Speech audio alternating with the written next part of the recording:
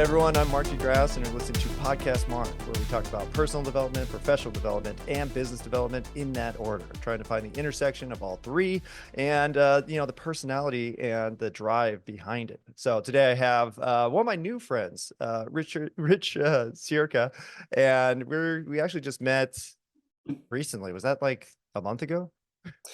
Yeah, we met at TNC, and I bumped into you one time earlier at another networking event, but it was really short. We kind of talked for a few minutes, and then that was it. So That's pretty it was good. great to reconnect and get to know you a lot more. Yeah, I think we went to dinner and kind of hung out a couple times, and I'm like, oh, it's like I've known you for like 50 years. So that's a good fit. Welcome to the show. All Thanks. right. And Mark, this is my first podcast ever. Ever? So I've Oh, okay. ever ever I've been pushing podcasts for 5 years to all my clients, and this is actually the first one I've been on. Time to step up. Well, I think this is a good one. It's I try to keep it super casual. I don't have a ton of structure. I like to see where things flow. So yeah, just a conversation. You'll do great. I actually could not tell that because when we jumped on the call, you're just like, you already made like good stories and points, and I'm like, oh, this guy's a pro. So you're doing great. Thanks. Yeah, I've been a storyteller a big part of my life. I started as the TV news anchor for my high school, Okay. So and I wanted to go into broadcast news. I thought it was the coolest thing until I got into broadcast news, and I'm like, this is way too intense. This is just, you don't have a life. You're working the worst hours. And so I'm like, well, what else can I put this skill set together for? And then, oh, hey, PR and communications. That seems pretty cool. And the rest kind of went from there. That's awesome. Wow, that's going with the flow too. So, welcome.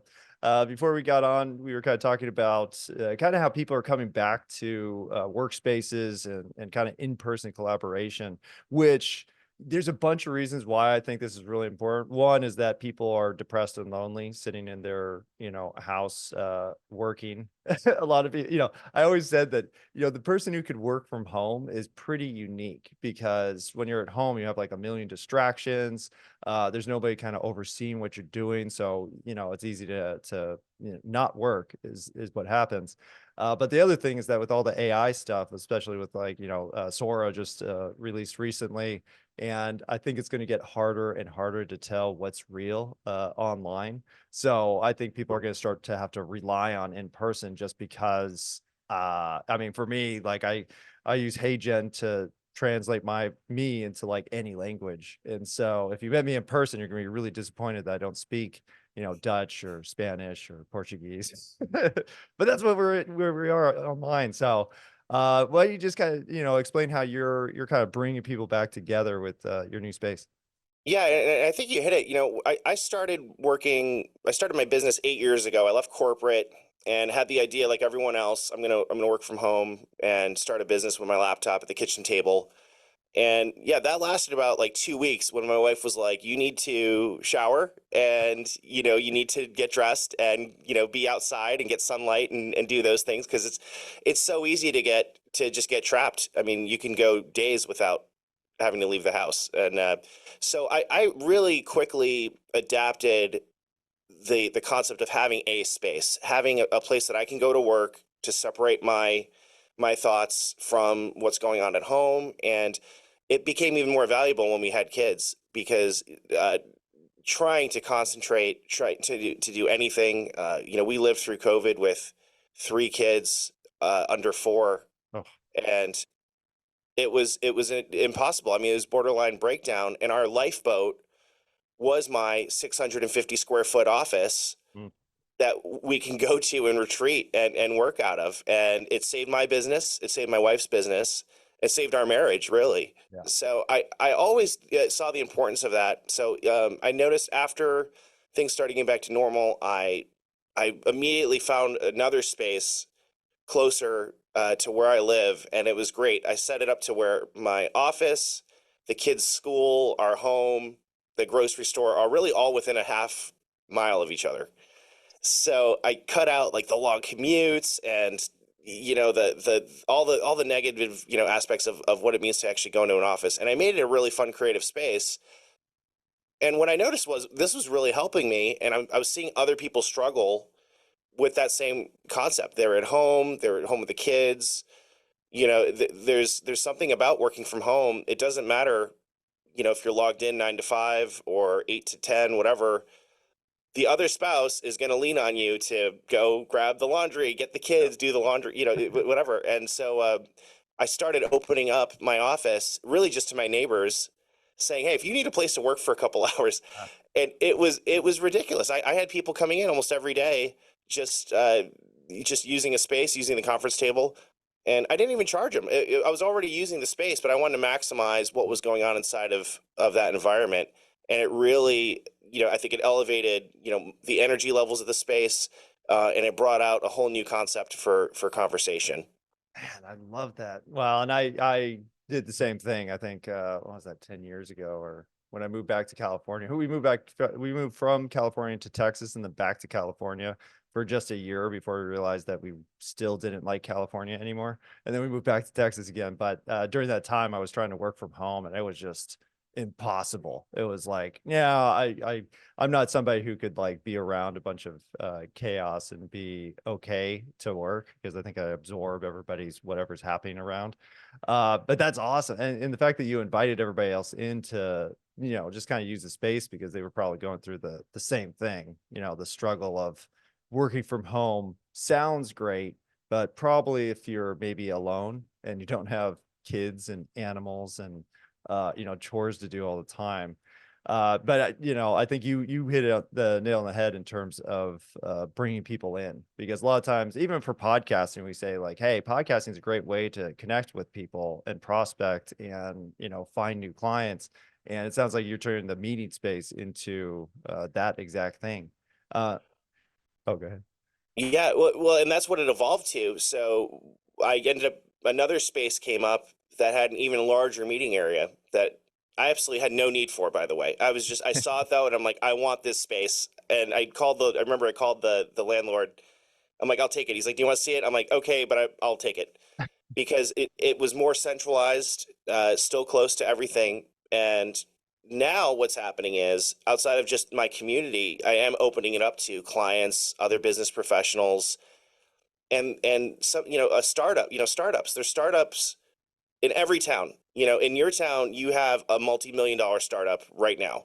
Mm. Somebody sold their oil company or their shoe business or whatever for, $10 billion, and now they have this new idea and they need to collaborate and to get their ideas going. And so just by having this space, I've been able to have some amazing people come in, Mm. and now it's opening up conversation for collaboration.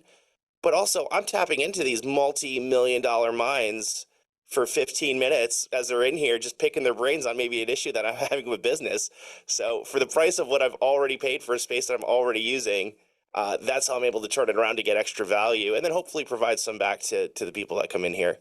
I love that perspective because it's so true, and again, it's kind of like the podcasting, because for me, it's like, yeah, I could call up people and say like, hey, let's have a chat. But the value of that, well, you don't know what the value of it, but when you're creating content with it, it's kind of like, oh yeah, we're not only going to have a chat, but we could share this, you could share insights, and now we could potentially help more people. But for you, just being around those, big business owners, like it's incredible when you talk to somebody, especially somebody who's had a ton of experience, and they're so beyond the hustle that it's just like a casual conversation, how they built a company from scratch and sold it for, $500 million. And yeah, now I'm hanging out. Yeah. We have a few more irons in the fire. We'll see. I'm working on a script for a play, to Yeah. do at the local, at the local theater, and that's where it gives me confidence too, because now I feel like, wow, like I absolutely, like, these people aren't that different from me. Yes. They're nice people. They're awesome, and I do belong here because it's my place. No, that's so cool. Well, and that's a really good point too, because I think sometimes you see these really successful people and you kind of put them on the super high pedestal, like they're some kind of god of business. And then you talk to them, you're like, oh no, they're just normal, and they failed a bunch too. And things haven't always been great. And then they say things that couldn't even kind of conceive, that insights that they've had based on their experience that now you get access, which is awesome. Because for me personally, it helps me realize the potential where you're like, oh man, I thought this thing was so much more complicated than you just told me it was, and you've done it. And now I feel much better that, you know, I didn't figure that out because I was totally on the wrong path. Imagine a world where your brand transcends visibility, embedding itself into the consciousness of your customers. Welcome to the AI Branding Bootcamp, where this vision becomes reality. Dive into AI-powered research, strategy, and execution to create a brand that's not just recognized, but felt. From crafting your brand's avatar to mastering AI-generated content, emerge with a brand that resonates deeply. Ready to transform your brand into an unforgettable experience? Join us at the AI Branding Bootcamp. The future of branding begins now. Do you have any of those stories that kind of stick out of, talking to these people who have done a ton and now are kind of just, hanging out?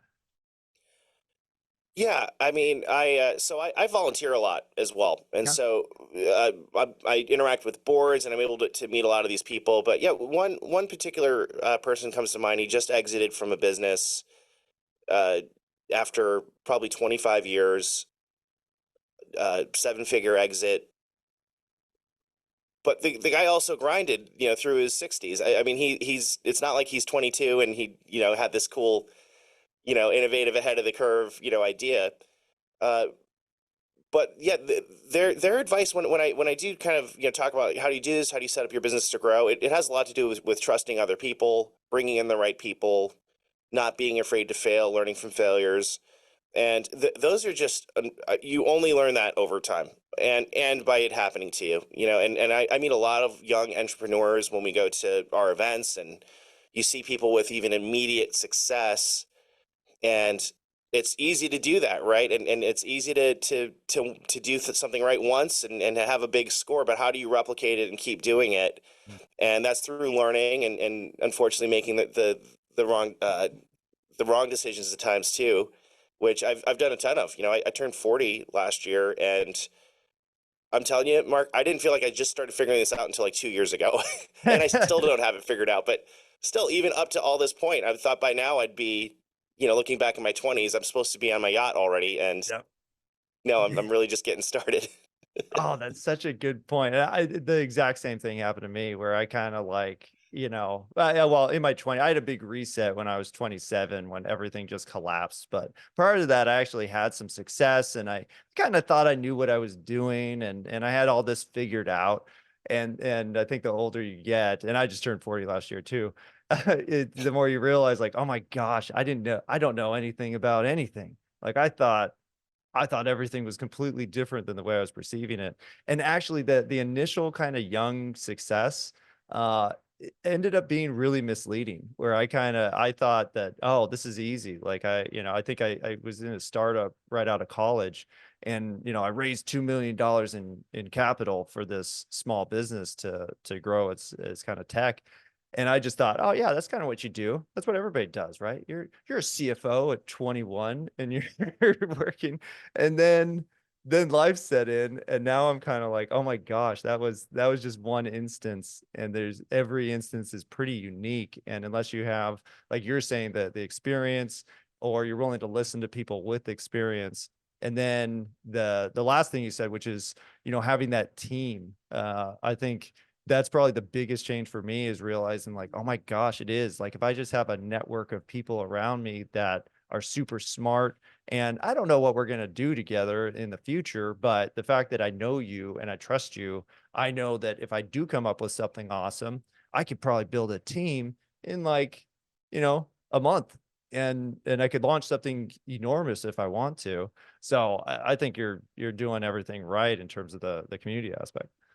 Well, and that's where the innovation comes from. Even talking to some of these people that I've brought into my ecosystem or have allowed me to come into theirs, they're eager to share. When somebody exits from a large business or they have this success at some point in their life, they really typically want to share that. They want to give advice and give back. And I've always been able to grab a cup of coffee or, grab a lunch and sit down and talk with some of these people. They're out there. And so, if you're working from home, if you're, a startup or solopreneur, and you've noticed you really haven't left the house in the last 7 days, like, you got to find a way to do that right now. Just get out, join an organization, volunteer, find a board, start sitting in things, go to the PTA meetings, whatever, and just start meeting people, because you'll be fascinated at what you find out there. You really will.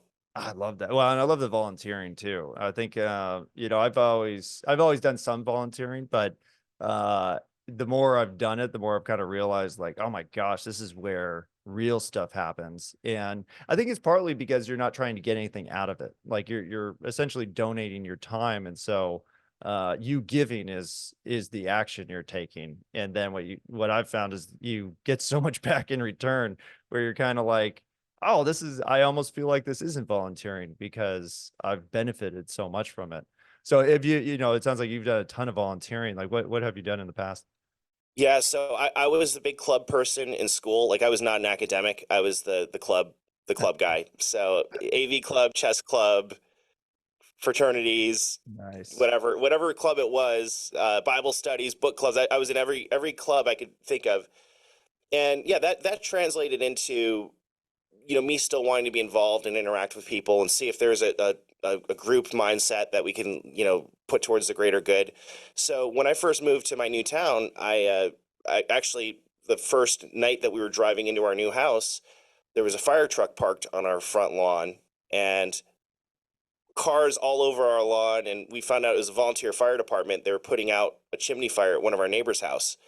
And I saw these guys in action. I mean, they're just, regular guys working together. I'm like, that seems pretty cool. So a month later, I joined the fire department. Wow. And a cool skill set for me, though, I'm a licensed boat captain, Nice. and we live in a shoreline town, and they need people to drive the fireboat. Ah. So that was my one thing when I came in. I'm like, I'll do anything, but I want to drive the fireboat because that looks cool. That's so cool. Yeah, and just taking some of those skill sets that you've developed over life. Every organization needs them somewhere, and you might think like, why would anybody need my boat driving abilities? But not a lot of people know how to drive a boat Oh, properly. that's totally true. And you'll find that with every kind of little technical thing. And the neat thing is people, and this is kind of like a side benefit, they're amazed by you. They're like, talk to Rich. Rich knows what's up. Yeah, yeah, and it's like, well, I'm like, what? I've been doing this since I was, 14. I don't know. I mean, it's just fun for me. But I'll tell you, you throw a 2,000 gallon per minute water cannon on the front of a boat, and all the rules go out the window. It's not like driving a boat at all. It's basically just fighting against a jet engine, the It's entire time. pushing you the other way or random directions. Oh man. Oh yeah, yeah. I've accidentally sprayed a few things by accident, but Whoops, no harm, everybody no stand foul. back. Yeah.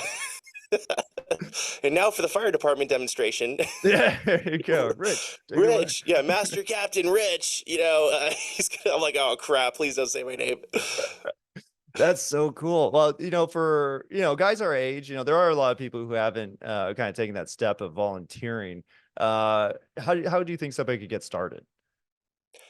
Well, I think it's a conversation with your significant other and looking at what it is really that you can offer in terms of time, because I do sit on a number of boards for our local YMCA Mm, and one of our other uh, creative arts nonprofits here in town. And still, it's an hour or two meetings, a couple of committees.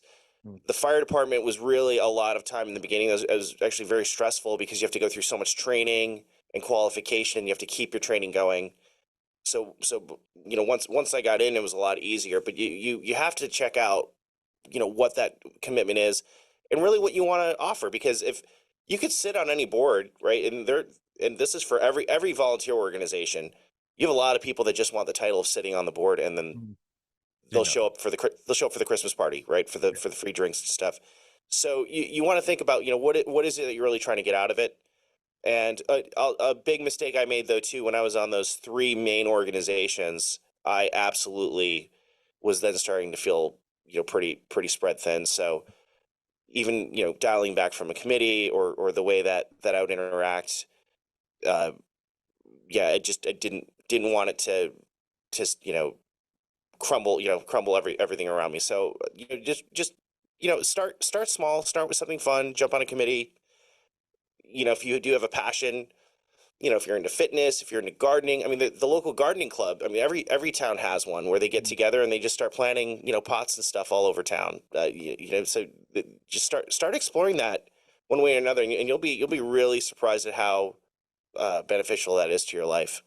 I love that. Well, and I think for the, if you, because, I did real estate when I was in college too. And it was kind of like, oh yeah, you should go volunteer to network and find new prospects. And so that's kind of what I did. But, in the process of kind of volunteering, I think I did like Meals on Wheels and, different, I think nonprofits, I can't even remember now. But, you have a specific skill set, especially people in marketing. And if you want to do something like impactful, you can help nonprofits a ton because there's so many of them that, have a really good message, good mission, and they had no idea what they're doing in terms of telling people about it and actually gain the word out about what they're doing. And so, even if you wanted to connect it with something that you currently say make money off of, but I would say don't make that the motivation, like the networking.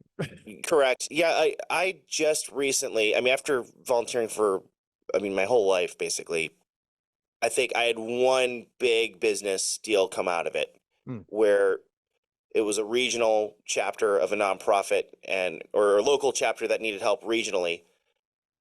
And so I was able to go in there, but it was more of, me helping execute their plan and their vision and organize it.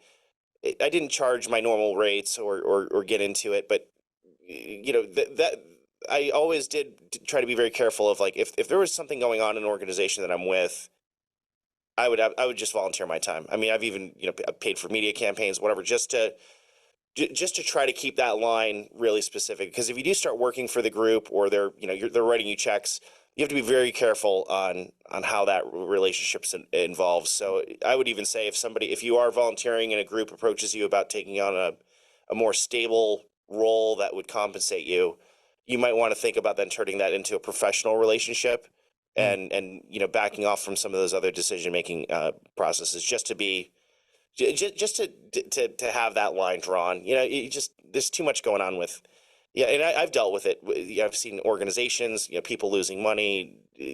Where the checks go, what are we paying for? And it's like, Yeah. okay, Yeah. uh, No, I do think saying those boundaries, saying the expectations, just like any client relationship, because I've had the same thing where it's kind of like, I did website design. And so sometimes I do like a free website for a local organization and their expectations were just like, what's happening with this? Why isn't this done yet? And I'm like, I'm doing this for free. Like, I'm sorry.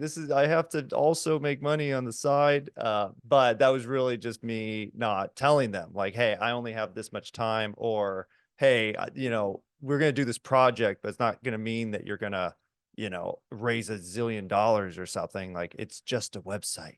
It, you have to do the rest of the stuff. exactly. Yeah, I did one just like that for an organization, and it's well, we need to have a streaming news section on the homepage. And I need to be able to update it. And so, I did it. I dropped an iframe in the page, and I'm like, this is how. But I've now taught them probably 6 times how to update the iframe, even with recordings and videos. And then we go into the analytics, and it's like 10 views, and it's just us logging in to see if the page is working. So, that I deal with that all the time. And yeah, I mean, listen, if I could do it, great. But I've absolutely gotten better at being able to say no, even in that giving community, even in that giving spirit, you still Mhm. have to be able to say no because they will get your hooks into you. And then Yeah. you're Take, the take, head of the take. golf committee, and then you're the head of recruitment, and now you're taking on their marketing and their website. And oh, guess what? We're having a cookout. Can you help with the family picnic? And this is all things I had to do in 1 year, by the way, of Oh my my first year gosh. volunteering. I'm just like, what am I doing here? I got to go to work today. Yeah, well, and the problem is that if you don't handle that situation, you're gonna get sour to actually helping people because you're gonna be like, "Oh, I tried it before and it just ruined my life," or, they wanted the world, and then they were disappointed and angry at me, and all I was doing was volunteering my time. So I think that's a really good tip. Saying the expectation, the time, and then the education too, because man, having to train them 6 times, that resonated a lot with me, because you're like, I can't instruct any more than I've already instructed. You're gonna have to, make a little effort. But yeah, especially when it comes to like the tech stuff, people just don't understand what's possible, and what's possible but insanely expensive and unnecessary based on where you're at. Well, now it's like, even with AI, now I'm hearing people, "Well, just have AI do it, Rich." And I'm like, "No, that's not how AI works, guys." Like, it's just not. Yeah, and that's Like, oh man, that's another barrier. But AI has it does increase your capacity a ton. Where now I'm kind of like, I had a friend reach out, and he had a couple of his doctor friends. They wanted to make like an application or idea for an application. And I was like, oh my gosh, that's so cool. And now I could do that, where it was kind of like, I built the product positioning document. I built the algorithm for calculating like gamified medical statistics, and then fitness actions to increase longevity. And all this stuff was literally 30 minutes. And then I did screenshots of the potential app. And I was just like, here you go. What do you want to do? Mark, how do you keep up on all of these things? I'm asking the questions now. No, I no, but listen, when I try to hang with you on a daily basis and follow your content, I'm gone for, I mean, it's like 6 hours. I'm like going down rabbit holes. I'm researching softwares, Hey Gen, whatever. I mean, do you sleep? Do you, what do you, how does that, I mean, I know ice baths help, but this not the answer for everything. So what's the trick here? It's true. I don't know. I kind of, with that kind of stuff, if I'm interested, then I'm going to be focused on it. And then I'll just say, okay, I'm just going to see what I could do within this amount of time, where I'll say, okay, I'm going to spend like a half an hour on this, or I'm going to spend an hour, or I wait until I'm burnt out on regular work, and I'm like, okay, I'm obviously not making progress on this stuff, so I'm going to switch to something I'm interested in. And then that stuff happens fast. But because of AI, now I don't have to just have that idea, because I used to have these ideas and I write it down on paper, like, oh, this is my idea list. I'll get to it when I have free time.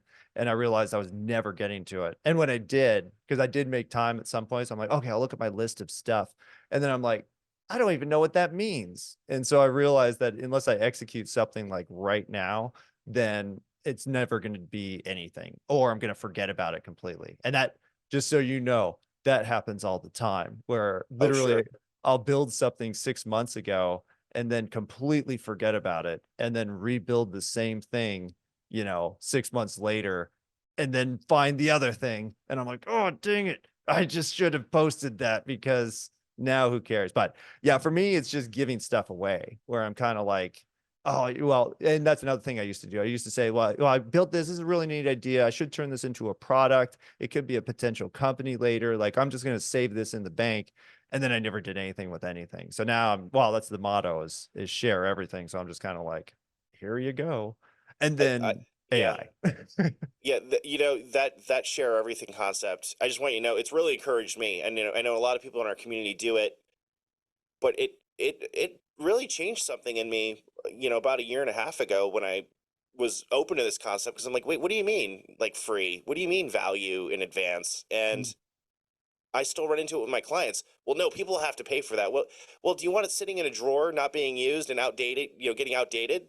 Or do you want to get this out there to kind of keep building new things, or kind of get more ideas from it? So I absolutely love that concept, and not just from the, oh, it's free, but I mean, I think there are people that really do value it, and then they're able to then want to repay that to you, down the road, whether it's through a product purchase, or maybe then they have something that they want to share back. So it's a great way to build equity in yourself and your business without even exchanging money. Oh yeah. Well, and I went a level deeper, where I was like, you know what? I'm not going to do anything with this. And so am I being selfish and kind of greedy by keeping it to myself, just because maybe in the future, whatever, or the worst mindset is that I don't want to see this executed and I didn't do it. And now I resent that somebody else did it. And I think when I realized that I was doing that sometimes where I'm like, oh, well, I don't want to tell everybody and then I'm going to find this and the person's going to be a millionaire because they, they took my idea and used it. Now I'm kind of like, no, man, if I want something to happen, I'll do the initial work because hopefully somebody who's super qualified to do it will find it and then make it happen. And then I could buy it or use it because they did all the work. So, Yeah, I think it's a community. I used to be jealous of seeing other people make money off of like maybe even my idea, but now I'm like, I never would. They had the Yeah, ability to do it. It was, I mean, yeah, it was my idea, but that's great. I don't have that skill set to take it next level.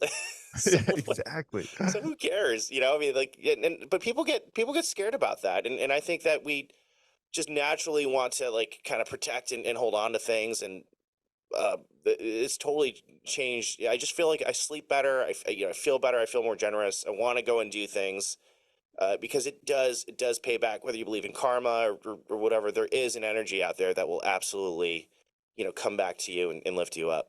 Yeah. Well, and I, for me, I just want to see stuff happen. It's fantastic. And that I actually do that. And it hasn't picked up yet, but I literally have like a list of application ideas for utilizing AI in like a bunch of different ways that literally you could just steal. Well, not steal, I'm giving them away.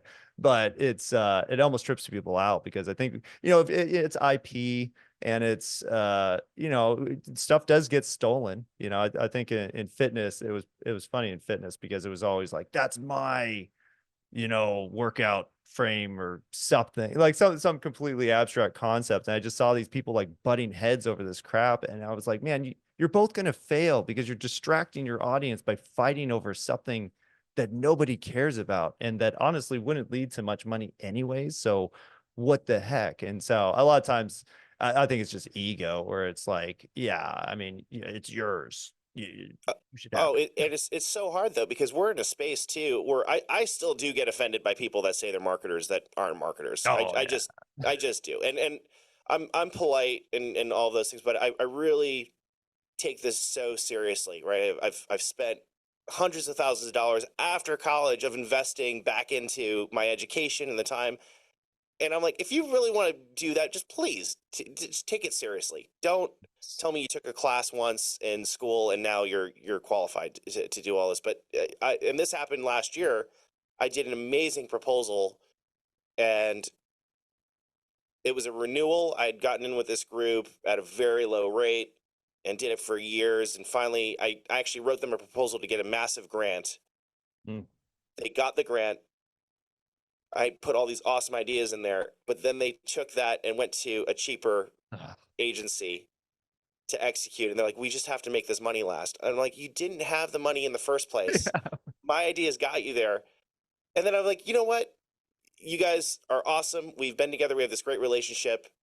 I mean, I really do wish you guys the best. And I still send them ideas because Mm. guess what? Even all those awesome ideas that I gave them, they're being executed so terribly. And Ugh. I, that's what bothers me too, where I'm like, man, they don't get it. They're kind of missing, the whole point of what we were trying to do in the first place. But, again, that helped me, develop and grow internally. And, you still get frustrated, but Yeah, it's not worth it. I mean, and now I've moved on to so many other opportunities that, that's the thing. it's just a learning experience. Well, and honestly, when organizations do that kind of stuff, like we're going to prioritize money or we're going to prioritize these things, it's kind of like, well, you know what? We probably shouldn't work together anyways, because honestly, you're not the type of person that I want to work with. And so I think when you start to realize that, and they'll fall on their face, and they'll probably be back, and the offense that you actually took with the other organization is really because they're going to do a crappy job and it's going to be bad for the client and it's going to be bad for whoever else they serve. And so I think that's where I had to examine that too and say like, okay, that's what's offending me. It's not that it was stolen and maybe I lost some money, but it's like you're going to have a bad time and you're going to suffer until you figure this out and realize that this isn't a transferable thing and not anybody can do this stuff. And now you're going to have to learn the hard way. So, I love what you're doing. I think I love the volunteering. I love the community aspect, the in-person aspect, the donating, but both time, space. You're doing awesome work. I didn't actually know all this stuff about you, so I'm like, oh, Rich is even cooler than I thought. So Thanks. Well, and the reason I do, and I think one thing I wanted to bring out, just with the theme of your podcast, I have three kids. They're four, no, sorry, 5, 6, and 9. How old are my kids?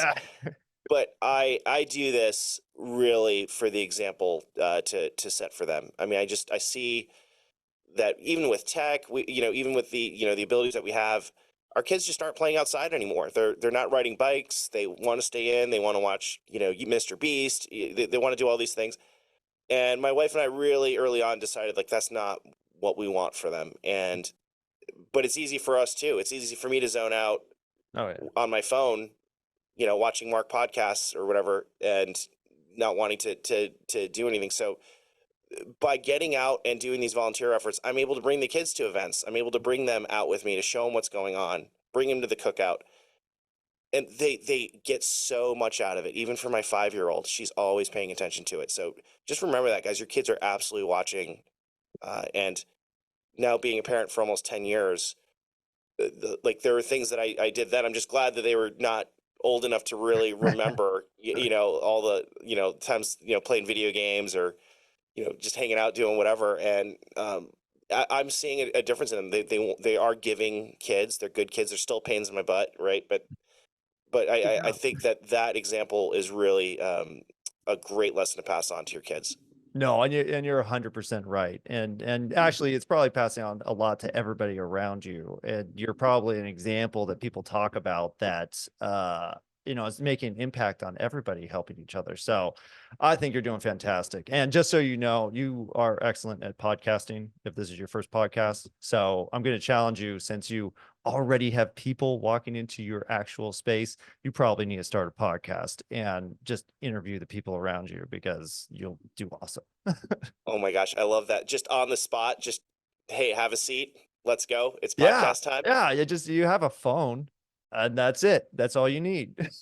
So I'm gonna say that you have to do this because you have the talents and you have the community and you have the message. And that's like 99% of a good podcast, not all the lights and the mics and all that kind of crap. It's like, no, just talking to people. That's it. So I'm gonna look forward to your podcast, and I want to hear about it launching in the next, I'm gonna say 60 days. And I'm gonna give you all the lessons to do it, because it's really not very hard.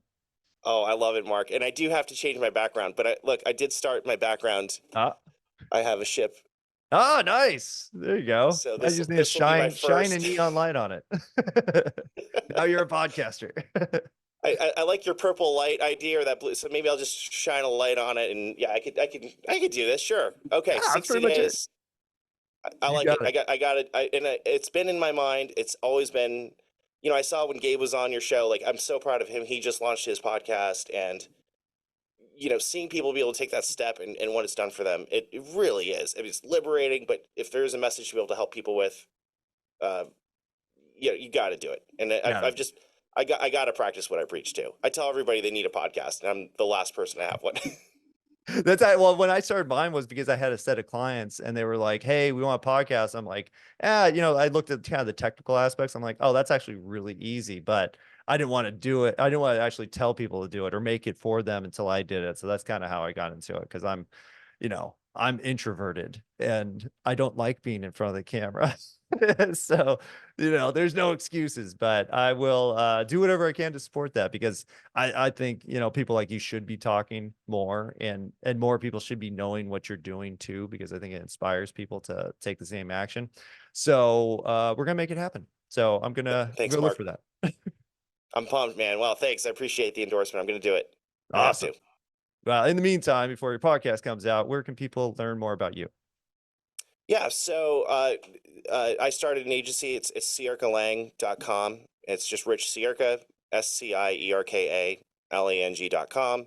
But hit me up on the socials. I've really been just living in LinkedIn lately. It's kind of the best place professionally. And then if we're friends on Facebook, I do like my friend posting. I don't really do any public Facebook stuff, but I do share a lot in there about my family and my personal life. So yeah, definitely hit me up, send me a DM, and I just love to meet people and connect, man. You never know when you're gonna be able to get to reconnect. And even with you and I, like, this is crazy. Like, we met in Vegas and just kind of had dinner, and now I'm on your podcast. I'm going to be launching a podcast in the next 60 days. So thank you.